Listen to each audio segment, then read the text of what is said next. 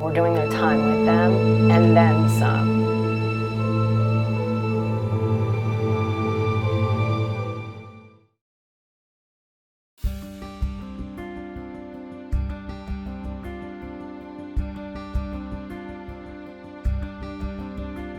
My family doesn't know anything about him because, like, to them, he's just a criminal.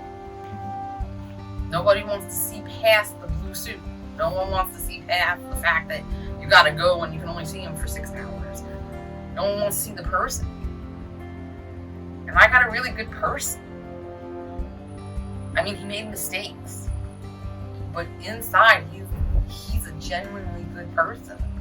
And no one wants to see past his outside. No one wants to see past that big bald head or the tattoos or the blue suit or you gotta collect call. Everybody wants to make that judgment. For those that have incarcerated family members, you also go through humiliation. It's shame, humiliation.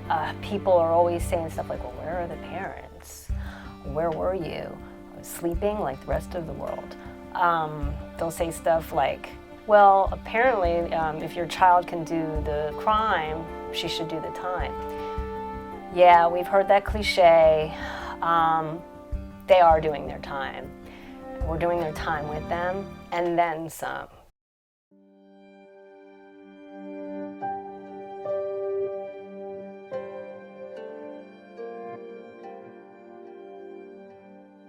Never ever do we end a conversation without I love you. Because my next conversation, not promised. Let's talk about visitation. Visitation is very far. Some people have to fly to visitation. That is so hard on the families, financially, time-wise. People have to work. Not everybody can afford to go visit. She's just one of the luckier ones, and so am I, because not everybody has that. And when you do visit, believe it or not, I'm allowed to give my kid a kiss when I get there and when I leave, and a hug. But my daughter likes to lay her head on my shoulder or like hold onto my arm. That's not allowed. We got reprimanded for that. This is a parent and a child having a bonding moment, and to get reprimanded for affection and human touch, I don't know what kind of message that's sending, but it's not a good one, because you want them to have affection and feelings when they come out, not to be hardened and angry and not used to human touch.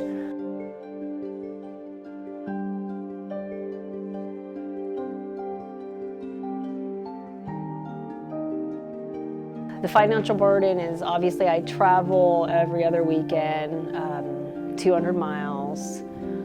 So you've got gas, wear and tear on your car, but also I send her money for commissary every paycheck, and then you have the phone, which you have to pay for her to call you.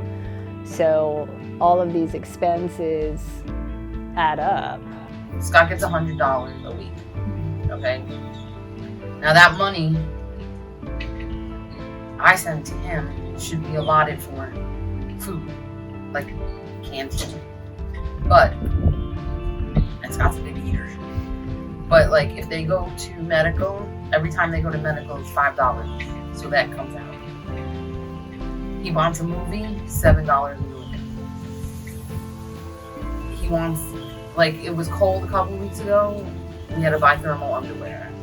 We have to buy boots, we gotta buy shoes, we gotta buy socks, we gotta buy underwear.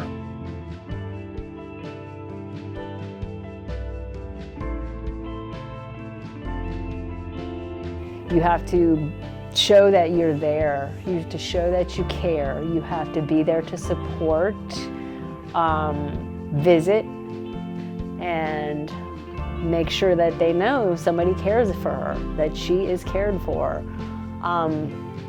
So I took it to the extreme. I am here, I do care, and I am beside my daughter no matter what. Not having him in my life is just not feasible. So whatever we go through, I'd rather go through with him than not have anybody to go through with him. You have to have a tough skin, because not only are you dealing with your everyday, you're dealing with their everyday. And their everyday could be a lot harder than your everyday. I think it's just a mix of family members that are looking for support. I've seen moms, dads, sisters, brothers, just loved ones too, you know, husbands, wives, girlfriends, because we're in the same boat. I don't know how I would have gotten through any of this without support.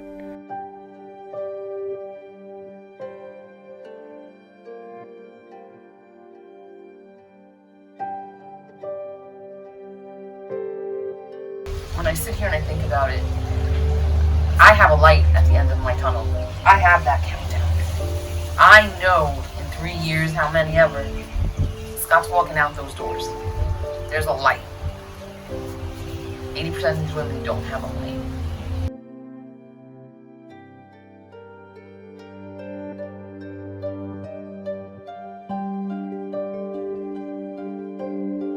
My acceptance part of it is I have learned to see the world at a different lens.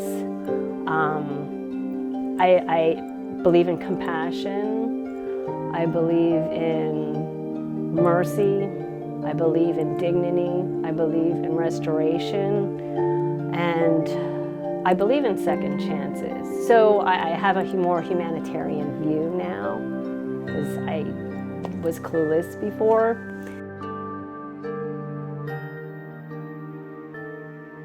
We need to get laws passed. We got to stop throwing away the key, and we need to start looking at individuals' needs and not just letting them sit there and rot. So I'd like to see a whole new reformed system, I guess, because right now we're not doing that. We're just putting them in there.